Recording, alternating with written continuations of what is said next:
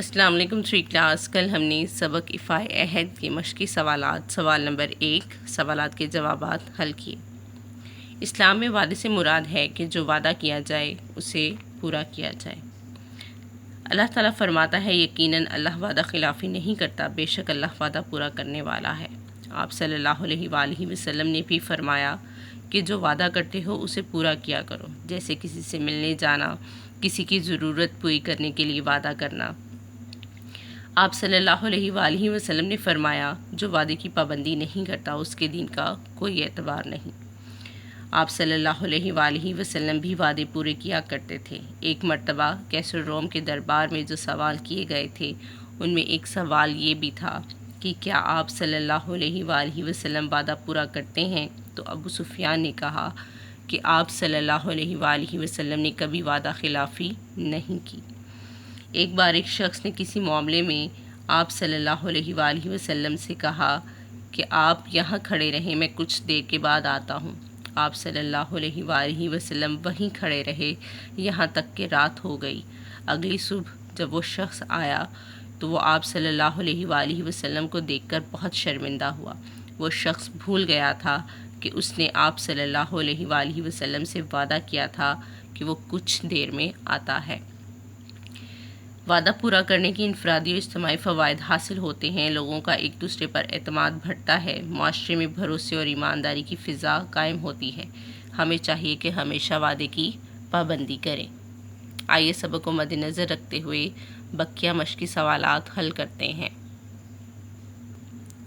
سوال نمبر 2 معنی لکھیں۔ اذیت، دکھ یا تکلیف، فطرت، پختہ عادت، افائے عہد، وعدہ پورا کرنا، کردار، چلن یا عادت، خیانت، بددیانتی، منافق، ریاکار۔ سوال نمبر 3 متضاد لکھیں۔ الفاظ اعلیٰ، ادنیٰ، جھوٹے وعدے، سچے وعدے، دلچسپ، غیر دلچسپ، انسانی فطرت، حیوانی فطرت، زندگی، موت، توجہ، غفلت۔ سوال نمبر 4 خالی جگہ پر کریں۔ الفاظ گالیاں، شرمندہ، صداقت، وعدہ۔ نمبر 1 کردار کا یہ حال تھا کہ صداقت ہی ڈیش صداقت۔ نمبر 2 وہ شخص سخت ڈیش ہوا شرمندہ۔ نمبر 3 بھارت نے اقوام متحدہ سے ڈیش کیا تھا وعدہ۔ نمبر 4 جب غصے میں ہو تو گالیاں بکیں۔ کیا آپ جانتے ہیں اچھی عادات میں سب سے احسن عادت سچ بولنا ہے؟ احسن کا معنی ہے عمدہ، خوبصورت یا سب سے اچھی عادت۔ اور اچھے افعال میں افعال فعل کی جمع ہے جس کے معنی ہے کام۔ اور اچھے افعال میں سب سے اچھا کام وعدہ کو وفا کرنا ہے، یعنی کہ وعدے کو پورا کرنا ہے۔ وعدہ وفا کرنے سے اللہ اور اس کا رسول صلی اللہ علیہ وآلہ وسلم خوش ہوتا ہے۔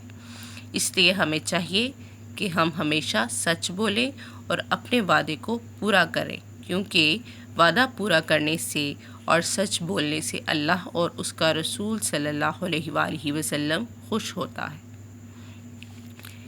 سوال نمبر 5 افائے عہد جیسی 4 اچھی عادتوں کے نام لکھیں۔ نمبر 1 سچ بولنا، نمبر 2 حکم ماننا، نمبر 3 مدد کرنا، نمبر 4 عزت کرنا۔